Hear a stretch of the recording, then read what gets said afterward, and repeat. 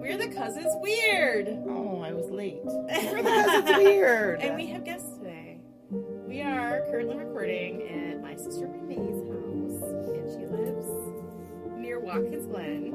And we spent the weekend up here. We had a girls' weekend, and she's fortunate enough to live on Seneca Lake, where there's like 100 million wineries. So we did some winery tours yesterday. I had a couple of samples and got drunk, and it was fun. She said, I'm drunk, let's go. That was at Hazlitt. That one was delicious. I've had enough.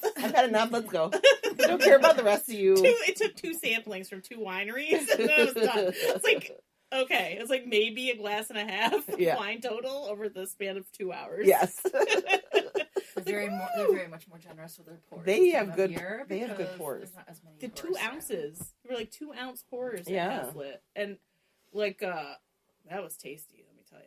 They have some good wine there. Red Cat wine. So we're not drinking today because it's early, and we drank a lot yesterday. Quite a bit yesterday, so we're having a day off. But feel free to crack open your favorite bottle of wine and join us today. Yeah.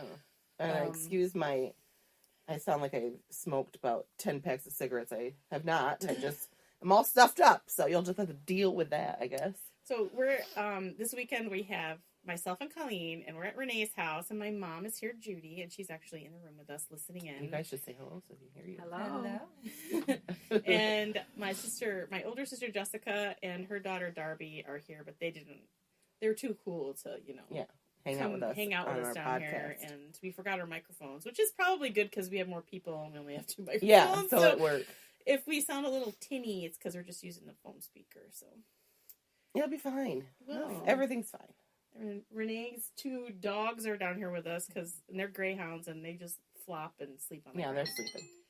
See, Margaret's phone. I told you Margaret's phone would go off at some point because it always does. That was my husband arriving at work. Yes. Life 360 is amazing. You can stalk your family with it.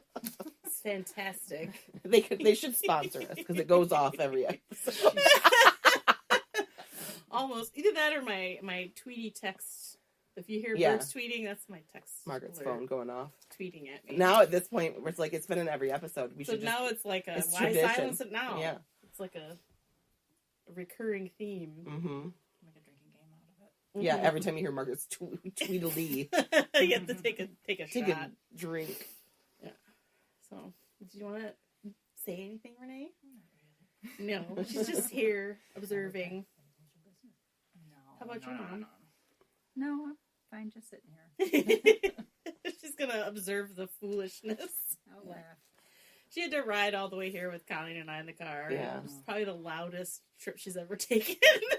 It was a ride, all right. We basically laughed the whole way. Like 2.5 hours of laughs. Probably your throat. You sound like a smoker. I know. It's probably why I sound a smoker and laughing too much. We got here and I'm like, my cheeks hurt from laughing. I know. My throat hurts from laughing.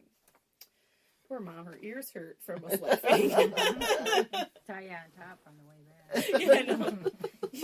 She would banish me to the back of the van, but I would probably puke. Margaret would puke, so I can't get have that. wicked car sick, so especially in the van, in the back of the van, it's not good. It's terrible. So this week, because we're close to Thanksgiving, it's coming up on Thursday. I wanted to talk about something in that realm of the history of the United States. So I'm going to talk about the lost colony of Roanoke. It's been referred to as America's oldest cold case. Oh. The mystery surrounding what happened to these colonists. We're going back to 1584, which we're right into the Elizabethan time period, which is right after King Henry died and his daughter Elizabeth was ruling. And her main goal was to expand her empire. Like, she's looking at what Spain, because Christopher Columbus came, and the Spanish sent him, I think, right? Italians? He was Italian. The Spanish. But the Spanish, I think, are who are his financiers, basically. Oh, yeah. To send him over here. So he'd been over here, and I'm going to air quote discovered America. But there's people here already, so he didn't discover crap. But he brought disease upon the indigenous. But it's rumored that he brought disease back with him because they think that syphilis. He brought syphilis to England from the New World. It's like, okay, Christopher, what were you doing? Yes, in the and they New said World? something about the sheep or some kind of animal had it. I'm just going to put that out there. I heard there was an animal that had syphilis and that he brought it back. I'm not going to say that he did stuff. I'm just putting it out there. Yeah, it would be too. I know. Dirty Englishman or Italian. You might be offending people. I am an English person, so. Well, it's just a dirty man. Dirty man. Because he wasn't. I said Englishman, but he wasn't English. He wasn't even English. Some dirty, gross guy. Man.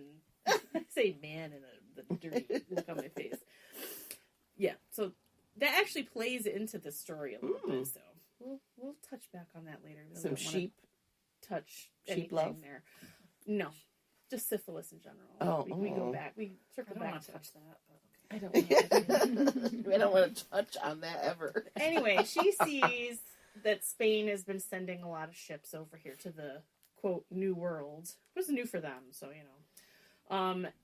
Just because they're like, oh, we're gonna plunder the New World and see what it's basically what they wanted. They wanted to see what they could get out of it to bring back home, whether it's silver or gold or resources of some kind. But they're like, there's something over there that they have that we want, right? Silver and gold.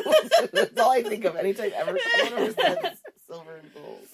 But so she sees this happening with Spain, and they're warring with Spain. It was like King Philip, I think, was the king of Spain at this point. Sounds good to me. They're not friendly, and so she's like, well, I want to go over there and take. I don't want them to have it, so right. I want it. But one thing that they hadn't really done, the Spanish, they hadn't colonized. They hadn't set a colony to live there yet. They just kind of took trips over and traded and murdered. Okay. And spread disease and then came back. Yeah, so good time. Spread times. Disease again. You know, just spread it there, just spread it here, spread it everywhere. Yes. So she's looking to expand her empire, and she sent ships over, and they land on a strip of sand dune islands along the Carolina coast, something we now call the Outer Banks. Oh yeah, there's a whole TV show about that. Yes, that's like where they hit, where they landed was there,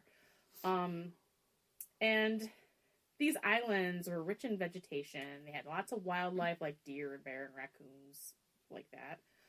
They had a vast array of seafoods there too, because they're like a little island, but they still could see the mainland. So they were within sight distance of the mainland, but they were separate. So they felt like this was a good, because the ships that went over there were military people.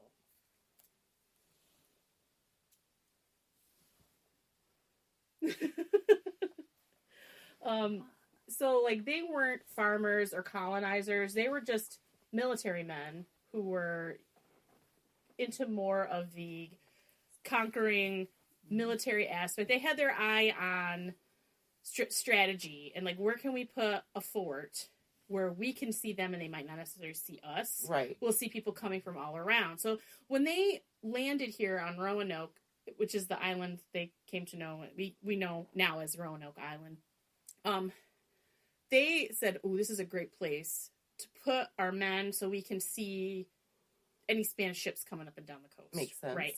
But they weren't there like, oh, it's not a good place for this. You can really farm well there. It's probably pretty sandy. I mean, even now, like with the Outer Banks, they shift.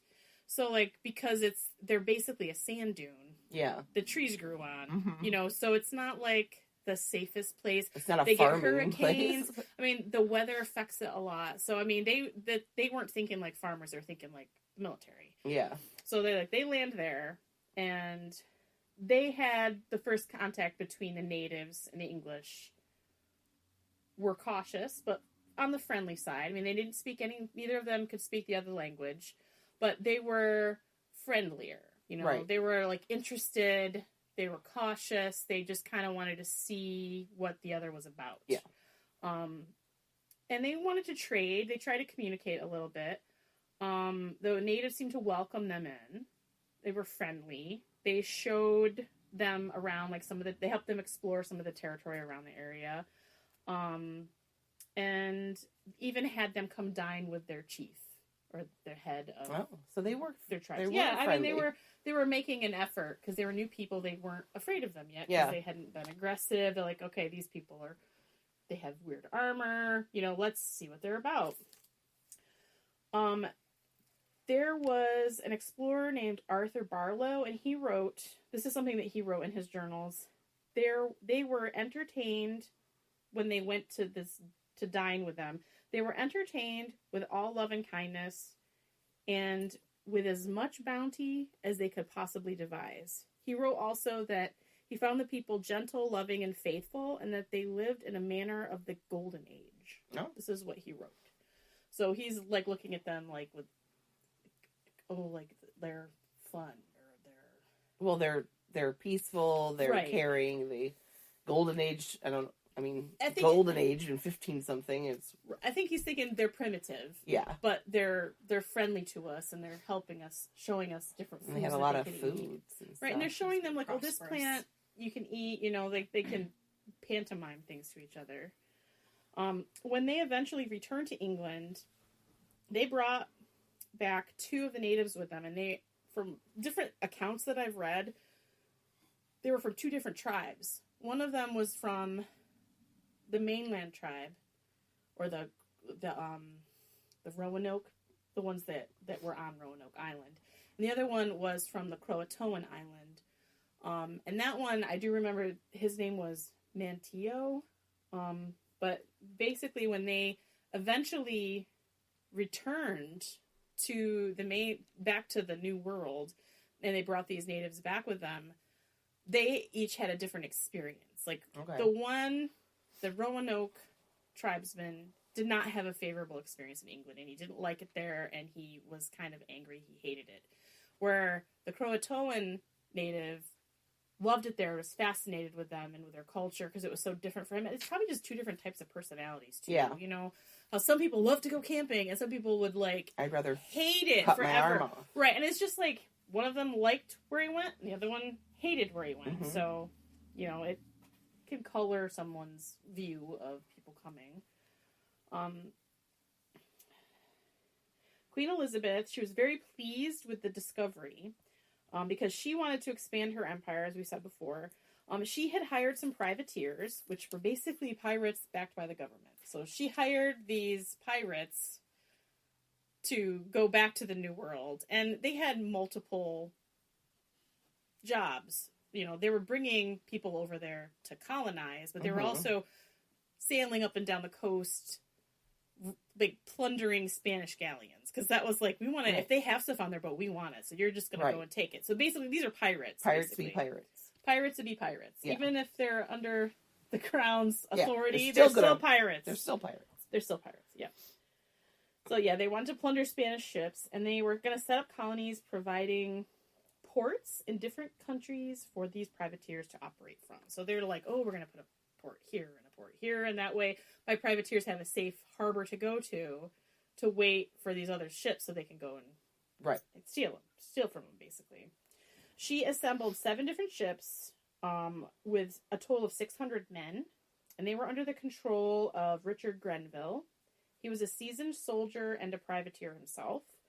A man by the name of John White, and he was an artist and explorer, and he came with them, and another man called Thomas Harriot, and he was a scientist who was hired to keep records of things found on and keep an account of the journey itself. So they had, John White was writing his, and he was an artist, and he was drawing maps, and he was drawing, pictures of things that they saw, things that were different that they hadn't seen before. And then they had a scientist who, in the 1500s, what exactly a scientist did was probably not what we would think of as a scientist. Right. So who knows what was going on there? Right. He was probably studying plants. I was going to say, a botanist or something. Probably something in that line. Or their idea of a doctor. Right. And during this expedition, the relations with the natives became unfriendly.